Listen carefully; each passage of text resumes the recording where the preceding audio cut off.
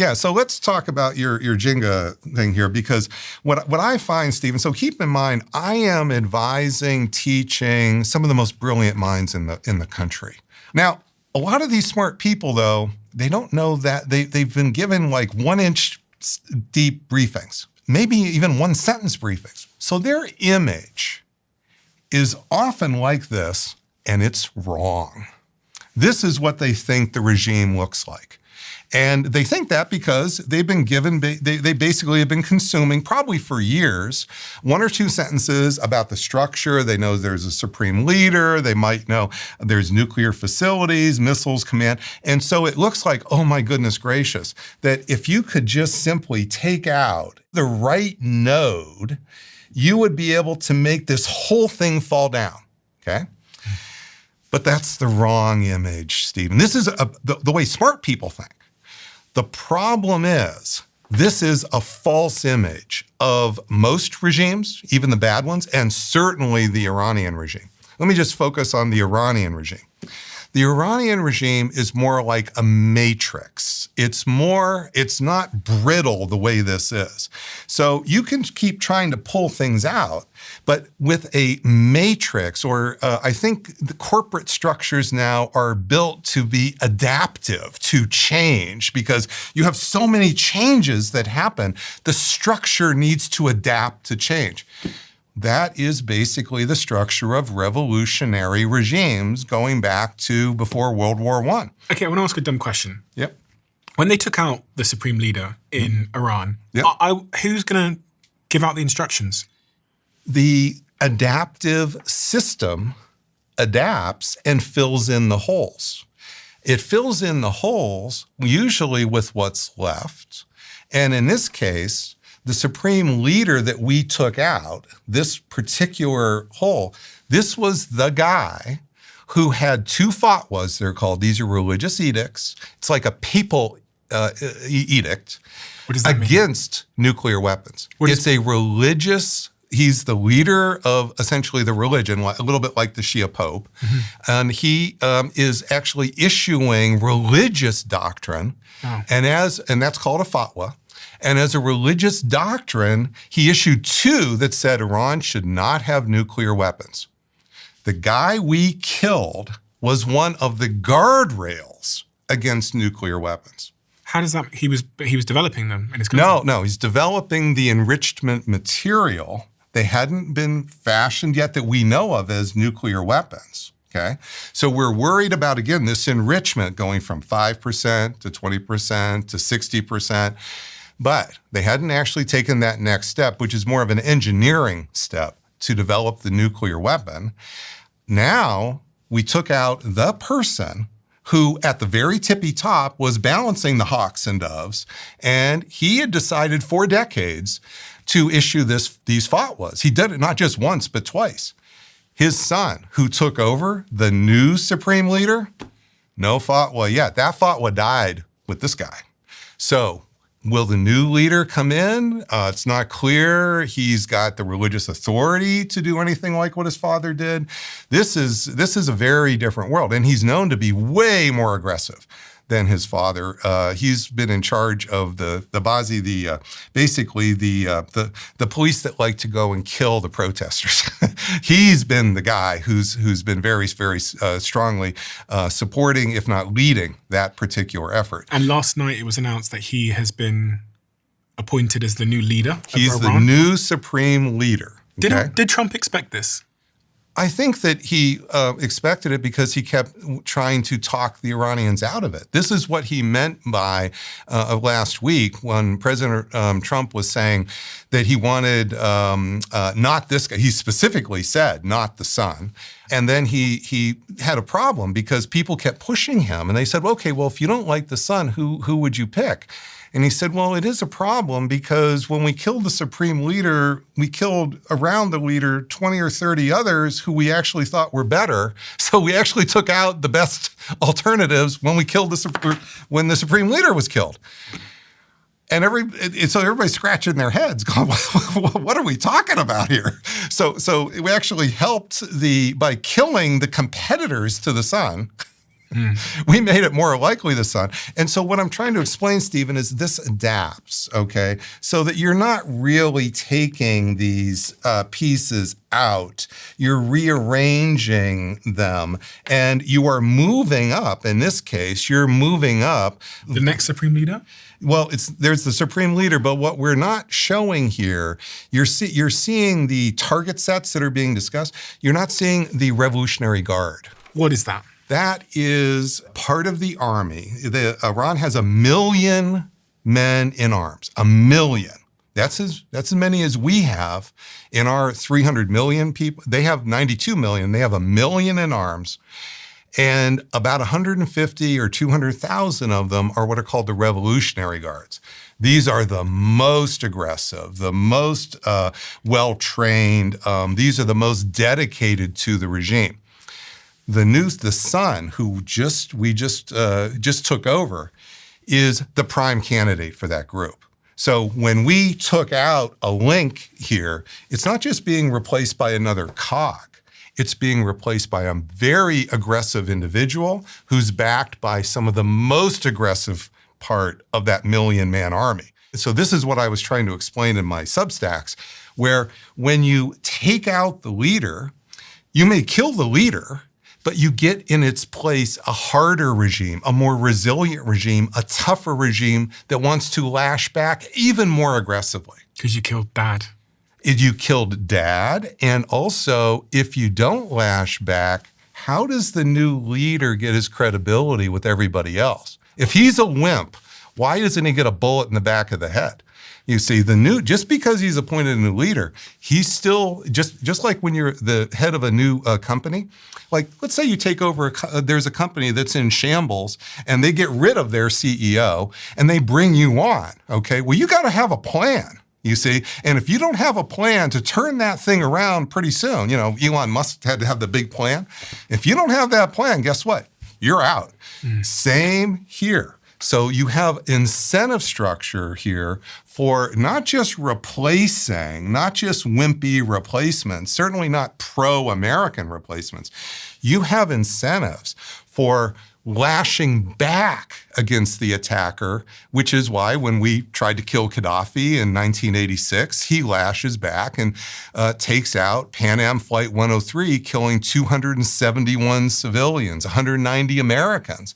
When we tried to take out the Milosevic regime, to degrade it in March 99, Milosevic lashes back, sending 30,000 ground forces in to cleanse, that is, get rid of 1 million civilians in Kosovo. This over and over. I mean, you have written books about suicide terrorism. That's right. I've got one of them in front of me here called Dying to Win. So, I mean, you know a lot about this subject. And this is one of the concerns that actually my fiance had said to me. She said, I explained to her, I was like, Iran, they really just have drones at the moment. So I think that's fine. And then she posed a question to me. She was like, yeah, but what about suicide terrorism? Let me just explain. So here we are. Here is, of course, Iran. And imagine it's back in June. So I'm going to start the story in June. This is the beginning of the smart bomb, the escalation trap. Stage 1. We hit Fordo, which is right around there, and then we hit Natanz and some other sites right around here. And what does Iran do here? They lash back, and who are they lashing back against? Israel here. They have their missiles focused on Israel. They're not really hitting our bases here. They're hitting Israel, and they send 3,000 Israelis to the hospital, the most since the 73 war, so a long time. That is stage 1, okay? Now what happened when in February 28? February 28, they're lashing back a bit against Israel for sure, but now they're at stage 2. This is why I published this piece today in Foreign Affairs about how Iran's winning the escalation war. So it just came out just a few hours before we came on. And what's happening here is I call it horizontal escalation, because what they're doing now is they're using drones, mostly a few missiles, but mostly drones. This was almost all missiles, no drones. And they're using their drone capacity, which they have a lot of, And it's precision. These drones are like precision-guided weapons. They go right to the target. And what they're trying to do is break this coalition. For anyone that can't see at the moment, they countered with horizontal escalation against Saudi Arabia, the UAE. The coalition that had been formed against them, they're trying to break the coalition, you see. And they may well do that. Why would they want to break that? Why? Because my friends are escaping Dubai at the moment. I've got a friend staying in my house in Cape Town because he doesn't want to be in Dubai. Because they want these countries to kick the Americans out of their country. Okay. Get rid of the embassies, get rid of the bases. If you can, then we don't have the platforms to plaster them. You see, these are our basically ground-based aircraft carriers. I thought they were attacking Saudi Arabia, for example, because that will make Saudi Arabia call Trump and say, listen, stop, please, we're losing our tourism, we're shutting our airports. Well, they are threatening the tourism, hitting the economic nodes, they're hitting hotels, they're hitting the airports. What they are trying to do is by threatening tourism, which varies from 5% to 10% of the GDP of these countries. This is not trivial amounts here. They're basically trying to drive wedges between these countries and America. And America right now, I don't see any movement through Congress. Where is this $100 billion going to the region to make up for their lost tourism? I don't remember seeing that bill come through Congress last week. So I'm just putting a little humorously to point out, these countries are losing a fair bit right now, and that tourism may not come back for a while. I've got friends that have moved. Yeah. I've got friends one of my friends was thinking about leaving, is now in my house in Cape Town, and he's been there for 5 years. He's leaving, and he's going to move to America. I've got so many friends that have called me. And imagine that we have 500,000 American citizens here, and we have the State Department on CNN. Call this number. We'll help you escape. It's even the media in the UK. You see it. They're showing the BBC is showing evacuations of UK citizens as they're being greeted in the airport, putting microphones. So this is putting a lot of pressure here, and there's something else that's not widely known, which is there's a big gap between what the leaders of the countries want, willing to support the U.S. and Israel, and their publics. You see, this coalition that's been built against Iran here is not clearly going down well with publics. These are publics. They may not like Iran. They may be Sunni and Iran Shia, but they don't want to be part of an Israeli expansion plan where Israel is going to conquer more and more territory and so forth. And so this is where the soft underbelly here of this isn't just about the tourism. That's the short term. The longer term is bottom-up pressure. Sadat, he was a leader of Egypt in the 1970s. He cut a deal with Israel. It's called the Camp David Accords, peace for land. But it was very favorable.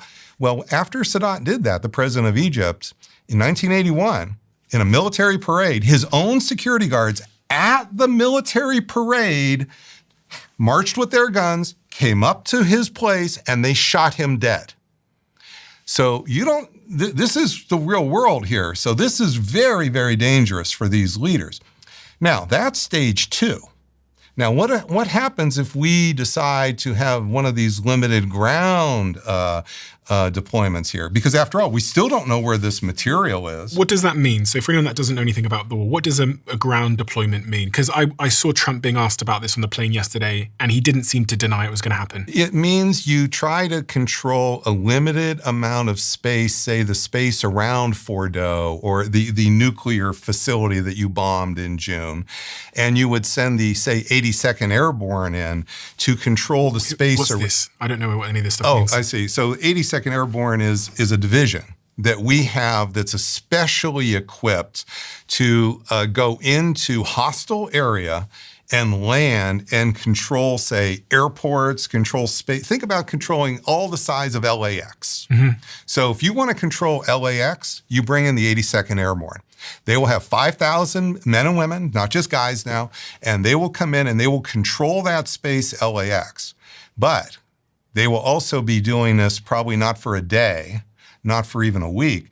They're going to have to spend weeks and weeks to search for that material because we don't know where it is, and it's all deeply buried, and a lot of the stuff has been, the entrances have been blown up. So this means long-term presence there. You might also take some of the oil fields to cut off some of the money here for the regime. That is where that book comes in. Do you think it's likely that America will put boots on the ground, American soldiers in Iran? I think it's at least 50-50, if not immediately. So people keep expecting the escalation to be continuous. And then when there's a pause, as there was between June and February, they think, oh, it's over. I'm going to go now worry about something else. And then believe me, there's plenty else to worry about. So we got Minneapolis, so we got plenty to worry about here, even with violence. But that's not how escalation operates. Escalation can have a ratchet effect that's spaced out by months of what seems like peace, only to come right back, and you're stuck in that escalation momentum. Which is what we've seen. Which is exactly what we've seen. And for the reason I'm telling you, we don't know where that nuclear material is. That has been the $64,000 weakness in this entire idea of using air power, not just in the last 10 days, going back to June. It's not just even about the regime change. It's about how are you going to get that nuclear material out? We had a deal, this deal with Obama. Trump did not like it, but with that deal, that held, and Iran took out almost all, virtually just only a tiny bit was left, not enough for a bomb, all out of the country. And we watched it, we monitored it. We had 24/7 cameras to monitor this. We had human on-site inspections to monitor this. 2018, Trump just ripped it up, walked away unilaterally, and from that point on, it's been pedal to the metal by Iran in upgrading that enriched uranium, and that's how you got to that material that would be enough for the 16 bombs, and right now, we don't know where that is. So, yeah. Stage one is... Okay, stage one, you are beginning the escalation trap. In this case, it's a smart bomb trap, but because it's with smart bombs, where you have tactical success, near perfect. Call it 100%, because it really is. But that doesn't mean you have strategic success. Tactical success plus strategic failure. Then that strategic failure weighs on you over time because the enemy still got the thing that you wanted to get in the first place. Now you do stage two, which is regime change. Because after all, you've already hit the targets. You can make the rubble bounce, but what more? That's why we didn't bomb them in the last 10 days. We might go back and bomb Fordo some more, okay? But we already bombed it. So there's no way watching the bubble. But now we're at stage two, because what are your options? The only other option is, well, let me get rid of the regime, because then the regime I will control, and the next regime will just give us the material. That's not working now. And you hear today, Trump is dancing, trying to figure out what to say. He doesn't want to say the war's over, okay? He doesn't want to say the war's going on. But the bottom line is, he won't even be clear about why we're fighting the war anymore. And I'm telling you, there's a real problem. The nuclear material is still there, and it can still be fashioned into those 16 bombs over time. So this is where then you get this horizontal escalation, where now they've really working on this, because now it's a long war. They start attacking their neighbors. And try to make it the consequences go on for months. So just imagine, when are your friends exactly going to move back? So let's say the war is over tomorrow. Are they moving back tomorrow? No. And when was last time, have you started to plan for your next vacation in Dubai? Well, I've been to Dubai. I was planning speaking there in a month's time, but it's been canceled already. Well, so. just start to think about that. And, minor thing like a drone attack could suddenly come out of nowhere. You're not even, you think it's, yeah. I'm just trying to point out that this is the world now that a lot of people, this was a luxury market. This was the playground of the rich and famous here. This is really now changing, and it may come back a year or two from now, but it took 2 years for air travel to come back after 9/11. Just think about that. Crazy. Now, we haven't gotten to stage 3 yet, which gets to your girlfriend's point. How do we move from stage 2 to stage 3? Oh, well, because you still don't know where the nuclear material is. Mm-hmm. And we don't have to move to stage 3 this week. We could do it a month from now, 6 months from now. The problem is we've now put in place a much more aggressive leadership, much more aggressive regime. We've taken away some of the what may have been guardrails. We can't say for sure for the nuclear weapon. This new regime, much more likely, and we've given them every incentive to develop the nuclear bomb. We're killing them. So what exactly is their incentive? Their best way to survive is to have a nuclear weapon. And you'll say, well, we're going to kill them. Well, we're already killing them. So we've taken away their incentive not to have a nuclear weapon. So we will start to worry as each week goes by, not because we have great intel, not because our human, it's because of the opposite. We don't have the exquisite intelligence we had with the Obama deal to know we had frozen the program. Now that we have Swiss cheese at best, and what we will see in the holes of the Swiss cheese are indications of nuclear development. And that will make us worry, because what happens with the nuclear weapon? Is it going to go to Hezbollah? And is Hezbollah going to help put it in Haifa? What's going to happen with these? Are they going to give it to the Houthis? So these are the kind of worries we will have that will push us to the ground options. And that is with stage 3, the retaliation approaches the homeland. Is that realistic? If ISIS, with its 30 to 40,000, remember, ISIS was not a state. Iran is an actual state with 92 million people. So if ISIS can foment command-directed, inspired suicide attacks and other attacks in San Bernardino, just to kind of bring it a little bit closer to home here, across the United States, Paris, remember the big Paris attack?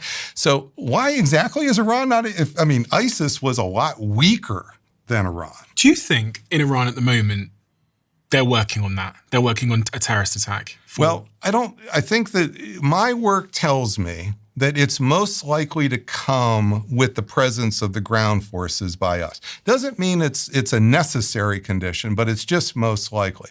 Russia in '96, with our help, we played a trick on them, assassinated the Chechen leader. It's a leader of its republic in Russia called Chechnya, Dudayev. Only 1 million people. And Russia killed the guy. And we actually have pictures of him seeing the missile hitting him, because we can put the cameras right in the nose cone. Then the new guy took over. His name was Baziev. And he launched, within 3 months, not the next week, Operation Jihad. And his Operation Jihad was much more vicious tactics, kicked the Russian forces. Russia's a big country, almost 200 million people compared to this little province of 1 million, kicked the Russians out after 3 months, launches waves of suicide attacks, massive kidnappings here. This really went on for years and years. So when you say, are they planning it? I don't think it's quite right, Stephen. It's not like they have the detailed plan they're about to execute. They have the next wave of possibilities, which would come, I think, most likely with stage 2, so stage 3. So as this is expanding, as the war expands, it will go global. Really? You are already seeing it global with the supply chain, and you're seeing it with the oil. So that's already happening. So what Iran said today, the response to Trump's press conference today, that just literally happened before we came on, is, okay, we will allow Gulf states your oil tankers to come through if you kick the Americans out. So kick the Americans out and we'll let you pass. If you don't. If you don't, we got drones.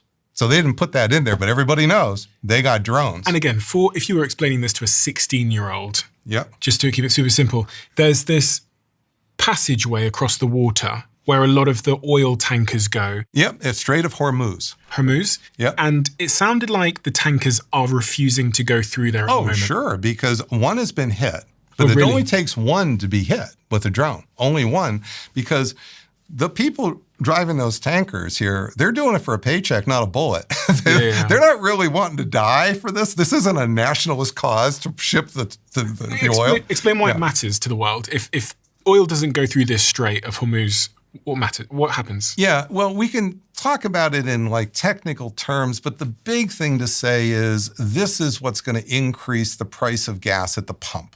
And it's already gone up. When you cut the flow of the oil, it has global effects. It doesn't just affect this little region here. It doesn't just affect China over here. It affects everybody. And that's why the Europeans are starting to freak out, because they're already, every government worries about, we talk about affordability, that's about to change. And is this your point about how it changes the politics at home? Because someone goes to the pump today, they go, why is the oil higher? That's right. Why is we now have 4.4% unemployment. And President Trump was trying to say it's all getting better, the interest rates are going down. Well, that all predicated on us not having inflation. You see, when the oil is cut, the inflation goes up, the affordability becomes a problem. That is what is panicking a lot of the businesses right now, because they're going to lose business. And it's a problem of risk. It's not just about the damage. So a few of these drones can have an inordinate effect on risk. Now, let's bring in another piece, which is Russia, we find out, is providing targeting intelligence to Iran, much the way we provide targeting intelligence to Ukraine to hit targets in Russia. And what does that mean? That means those drones, which are precision guided, now can more easily find exactly which ship to hit. So do we know that Russia are doing that? We've got it pretty well confirmed from, you would hear much more pushback here. And what you're hearing from Secretary Hegseth is it's not happening. You're saying, oh no, well, let's not over worry. No, it's happening and they're worried, because that's again, the dancing around. They're not denying the fact that it's actually happening. I think Trump actually, when asked, said words to the effect of, I wouldn't blame them because that's what we do to them. Exactly. And why is he talking to Putin today? He's not talking, he was just on the phone with Putin before he did his press conference. What's he talking to Putin about? Bad intel, I'm sure.